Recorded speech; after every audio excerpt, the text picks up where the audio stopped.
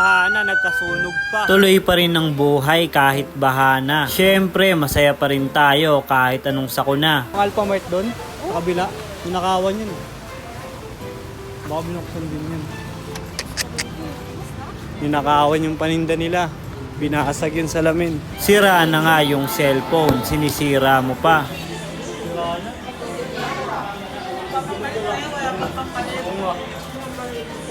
Nagpapalit ka ng bago mo eh.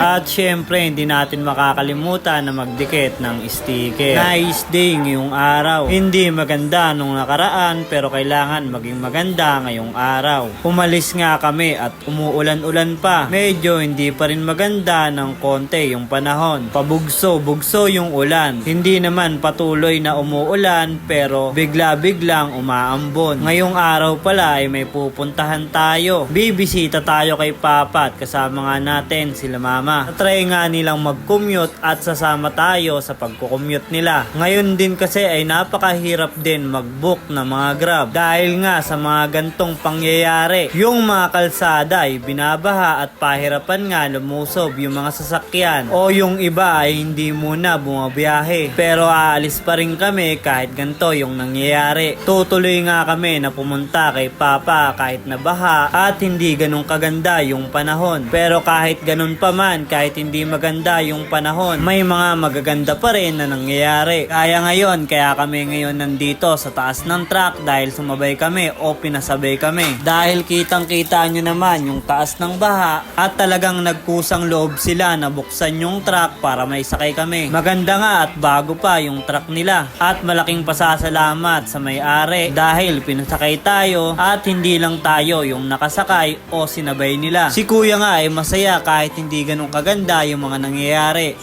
Baba na rin po kami. Oo, baba na tayo. Okay na po yan. Sige po.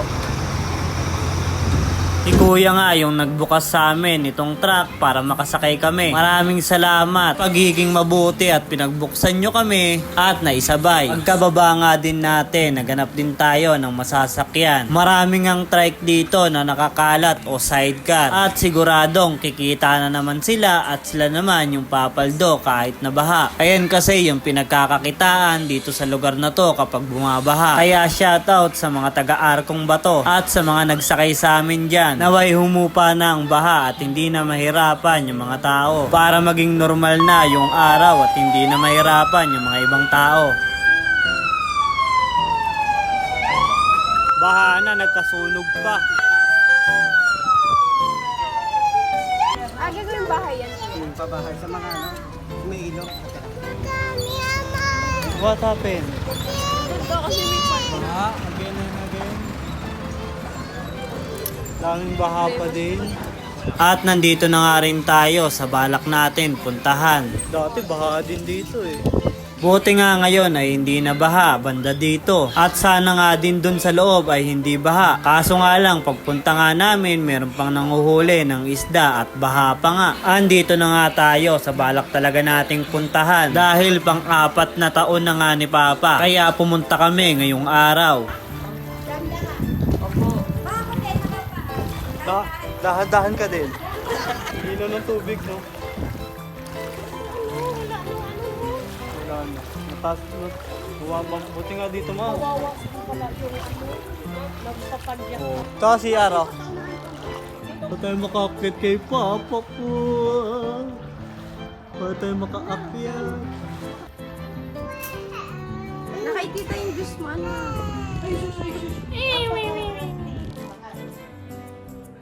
Bahay namin hindi binabaha, pero sa mga community sa bahay.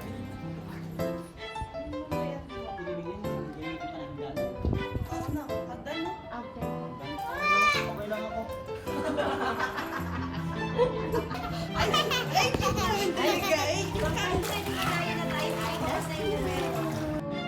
At pinuntahan nga din namin yung puntod ng tito ni Mrs. Kapag pumupunta kami dyan kay Papa, dumadaan nga dyan si Mrs. sa tito niya. At magpapaalam na nga rin tayo kay Papa. At sa susunod na naman ulit, ganun na naman, lulusob na naman tayo sa baha. Iba talaga patungo nyo. Dalawa kasing way pwede, kaya naguguluhan din sila kung ano.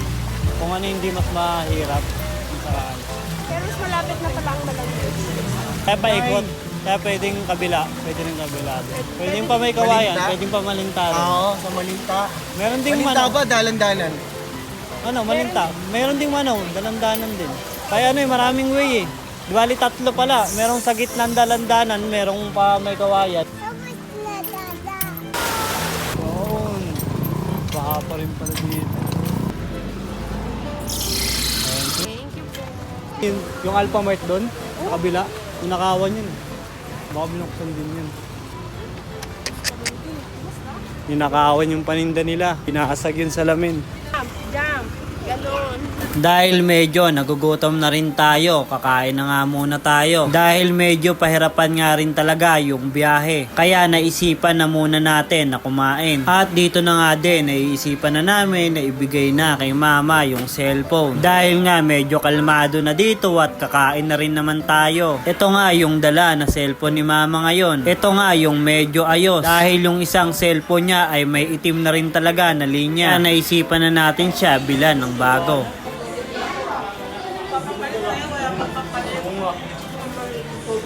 Nagpapalit ka ng bago mo eh.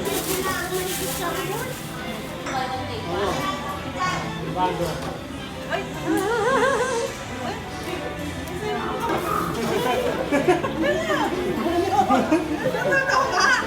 Masaya.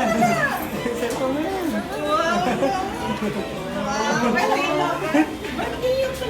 Birthday mo mo eh.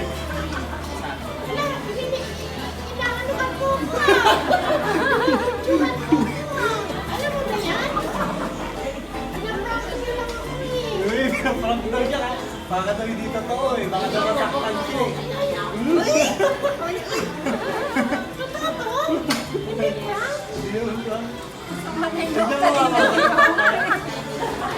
Di ba, Belma? Diba, kung maandar yan, hanggang ganyan lang yan, may. Hindi na ako. Talaga to sa akin to? Ganyan lang yan, ma. Sira kasi yan, ma. Alam. Sira na cellphone mo. Oh, ganyan talaga, ma. Ganyan lang yan. Saan niyo binili? Ay, may ano niya ta? Pinost niyo? Ah, iba pa yun. Kay mama. Ay! Ito, toten? Wow! May bago ka na cellphone. Mukha bang di totoo, ma? Tapos na. Sana all may cellphone. Dahil tapos na babawi na doon. Tapos na yung video, ma. Walang video lang pala to.